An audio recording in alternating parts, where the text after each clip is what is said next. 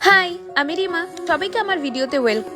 তো আজকে রাত এখন প্রায় 10টা সাড়ে 10টা হবে। আমি চলে এসেছিলাম আমাদের একটার এই ঘরটা পরিষ্কার করতে।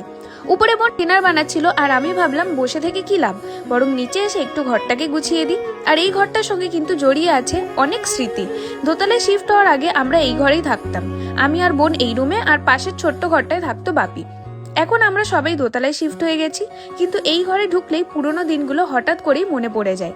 আর একটা মজার ব্যাপার কি জানো, এটা আসলে আমাদের এই একই জায়গাতে তৈরি 3 নম্বর বাড়ি।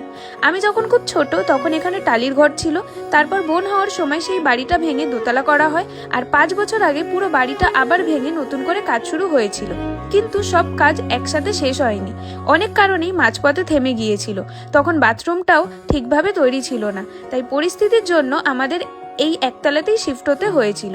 ধীরে ধীরে একটু একটু করে এত বছর পর আজ আমরা দোতলাটা কমপ্লিট করে দোতলায় শিফট হয়ে গেছি।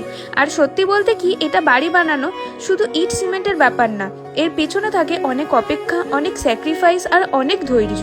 আগের বাড়িটা মা আর বাপি মিলে বানিয়েছিল, আর এখনো এই বাড়ির অনেক কাজ বাকি। কিন্তু মায়ের উপর আমার পুরো বিশ্বাস আছে যে সময়ের সাথে সাথে আমি আর বোন মিলে একদিন সব সুন্দরভাবে করে উঠতে ঠিকই পারবো। আর হ্যাঁ, পরিষ্কার করার মাঝখানে আমার কাকি এসে আমাকে একটা মাস্ক দিয়ে গিয়েছিল, কারণ আমার ডাস্ট অ্যালার্জি আছে। এত ধুলোতে কাজ করতে গেলে সত্যি একটু কষ্ট হয়, কিন্তু কি করব বলো, নিজের বাড়ির কাজ করলে আলাদা একটা শান্তি লাগে।